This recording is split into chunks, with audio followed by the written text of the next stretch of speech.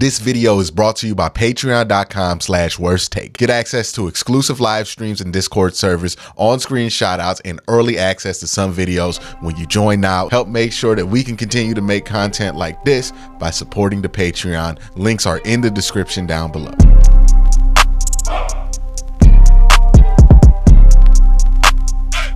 So Adam Thielen got released yesterday, and I think I was thinking, like a lot of Browns fans were, hey, what are the odds that Adam Thielen wants to play here? And what are the odds that the Browns want Adam Thielen to play here, right? Because he is now a free agent.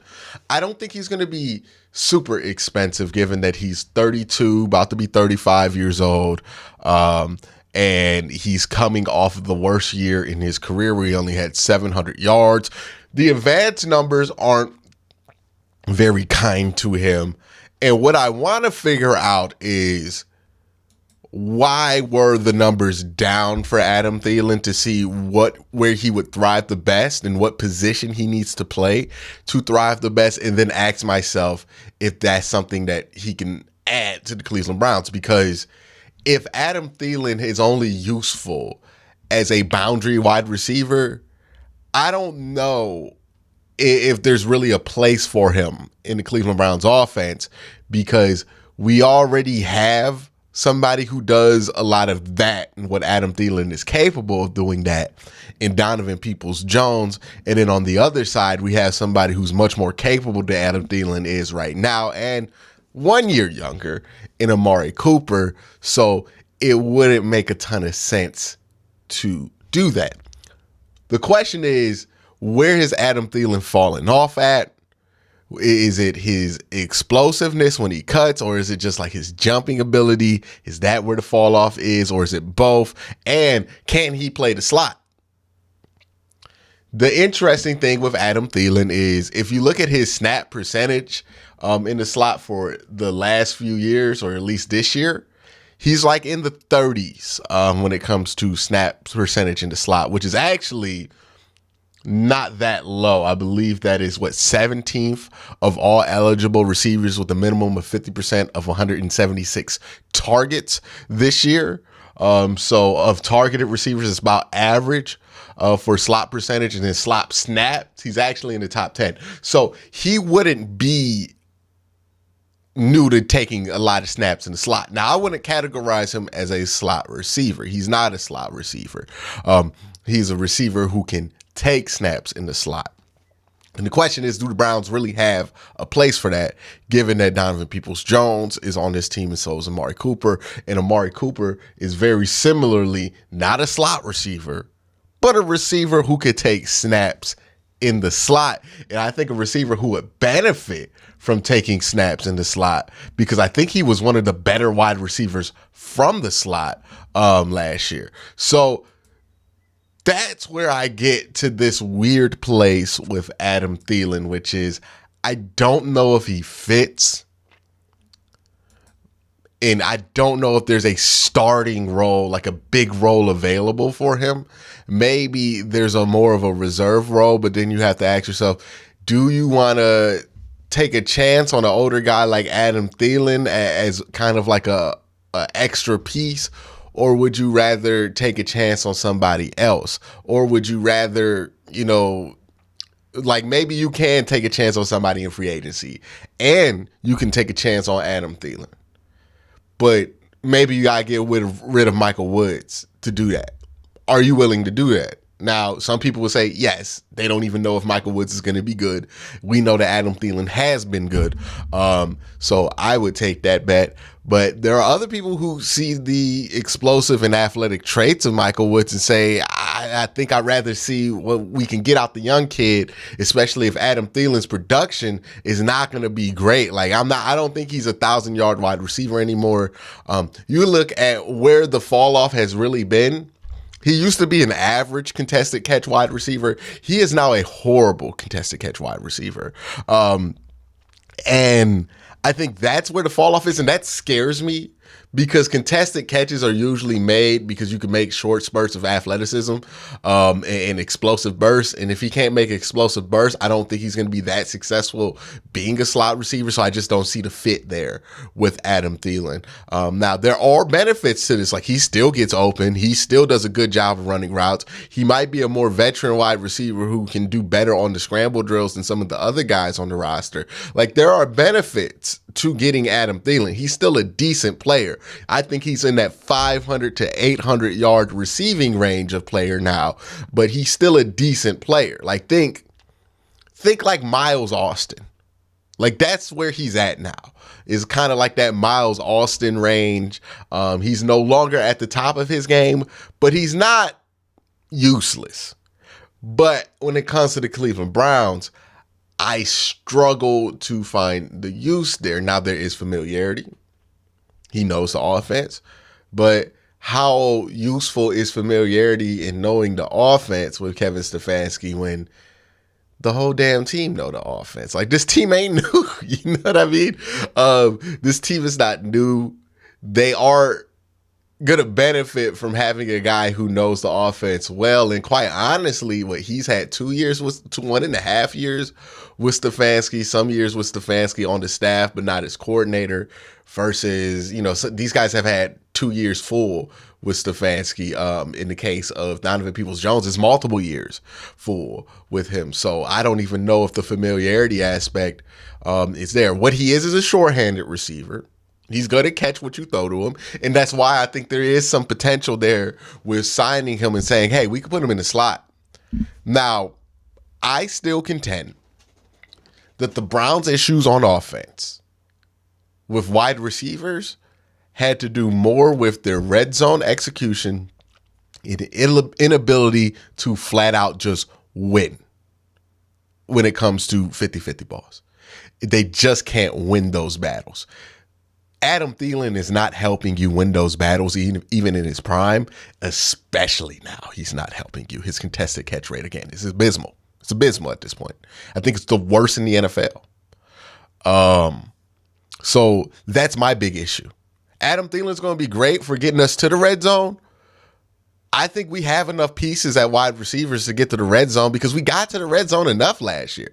The problem wasn't getting to the red zone. The problem was everything that happened in the red zone. If you go back and look at the frustration of those 6 games of the last half of the season, it was all frustration on this team's inability to get in the red zone, whether it's we're not running the ball enough in the red zone, whether it's we're not completing enough passes in the red zone. Well, Deshaun's going to come back. Now we're not making 50-50 balls. We're not executing on good thrown balls in the red zone. The issue to me for this offense wasn't necessarily the explosive, even though they weren't an explosive offense. That does need, I do think there's credence to that. It took us far too long to score points. I think time of possession is usually a good stat, but when you have as much time of possession on offense as the Browns did because they needed it to score, that's a problem, right? You should be able to score quickly with this offense. So yes, I do think there's a need for explosives, but it's not like Adam Thielen's really creating that at this point in his career. He's more of a possession receiver, a guy who's going to be able to get open and be able to get you chunks down the field. But again, I just don't think he's that helpful because I think this team's problem at wide receiver is they can't finish drives, right? When we run the ball, it's too obvious we can't finish drives running the ball because it's easy to stop the run within the 4-yard line. It's just way too easy, right? If there is no doubt that you're going to run the ball, it is way too easy to stop the run when you're from the 7 to the 4. Right? Once you get in within the 3, it's a little bit easier, but that 7 to 4 yard range is difficult, right? And I think Kevin Stefanski even mentioned this on this part of my take interview because you have no space to really run many routes and confuse guys, but you also don't have space to get guys off the ball in the run game. So in situations where you don't have the space to create a lot of the wizardry to get somebody open, you need somebody who's going to be able to not be open, but make a play. Contested catch. That's what I'm saying, right? Because the ideal that you're very rarely going to get wide open in the red zone. You're just going to have to make a play in the red zone, right? Somebody's going to have to run over somebody. Somebody's going to have to just blow through a gap. Like somebody's going to have to catch the ball over somebody. And more times often than not, that's what playing in the red zone is. Either the quarterback, either the offensive line wins so dominantly that you can run it in there, or they win so dominantly when you throw the ball that you get so much time to throw it that somebody just clears on the crossing route because they've just been running forever. Then, yeah, you can win that way. But the closer you get to the end zone, the less this becomes about strategy and the more this becomes about having dudes, right? Like having guys who can make plays, because strategy can get you from the 20 to the 20 easy. Kevin Stefanski has never had an issue getting to the red zone, right? Where we ran into issues with Baker Mayfield was finishing in the red zone. Where we ran into issues with the connection between Baker Mayfield and Odell Beckham was that specifically, right? Odell felt like he was underused in the red zone because Odell sees himself as a guy who can make those plays, and Baker wasn't trying to target him that much, right? That was a crux of the problem. And sometimes that could be a coaching thing. Sometimes that could be a player-to-player thing. I think it was a little bit of both, but that was one of the issues there. It's still an issue, even though during like the first half of last year, it really wasn't that big of an issue. During the second half, it really did become an issue once guys really started locking in on what the Browns were trying to do in the red zone. And I think that's the problem there, right? There are some things that you don't want to be game plannable. I think your red zone stuff, you don't want that to be game plannable, right? The Kansas City Chiefs, they're very good in the red zone. Why are they very good in the red zone? Because they're not game plannable. I'm sorry. There's no game plan in the world that's going to take Travis Kelce in his prime out the game. There's just not. It's a challenge. He's going to require two bodies. And that's not even going to work all the time. And then you get two bodies on him, that opens up somebody else. And then it's still Travis Kelce. You notice that, right? They get two bodies on Travis Kelce. We say it's going to free up somebody else. It ain't nobody but Travis Kelce catching them touchdowns because they know what we know. You got to just make a play in the red zone. You ain't got enough space for all the extra. You got to make a play. Somebody got to make a play. Pat got to make a play. You got to make a play. Travis got to make a play. Somebody got to make a play. I don't see Adam Thielen as the guy that's going to make a play. I think there's a very limited number of wide receivers that will make that play. I think there are maybe a couple in this draft that seem like guys who can make those kind of plays, and I would take the chances on those. There are two types of wide receivers, right? D-Hop is a prime example of one of those wide receivers. Not overly fast, not super physically impressive, but you know what he is? He's a go-get-him guy. He can go get him, right? Like in the red zone, you don't have problems because he can go get him. Devontae Adams, he can go make a play in the red zone. Stephon Diggs, he can make a play in the red zone. You look at the guys who lead, Chris Olave, he can make plays in the red zone. Like these are the guys who make a lot of plays. Jamar Chase, you know what I mean? Amari Cooper is good. And I think Amari Cooper isn't like nothing in the red zone, but I think you need something to complement that. I think David Njoku needs to step it up. And I think you need to give another option on the opposite side of Amari Cooper to let Amari Cooper get more of those one-on-one opportunities and to have somebody who's a little bit better at catching fades than Amari Cooper, because Amari is really good at running those routes, but like just going up, grabbing and getting long and vertical in the air, that's never been his strength. So I think you should get somebody who could do that. I don't necessarily think that Adam Thielen is the right match for that, is the right fit for that. Hey, if you could get him for like cheap and throw him on a roster, I'm not going to kick and scream about it. He's good. He's going to be good, and it's insurance against an injury. But if it's not going to be economical, I don't think it makes sense to go out of our way to get Adam Thielen. Let me know what you think in the comment section down below. Thank you for watching. Have a great day. Have a good night.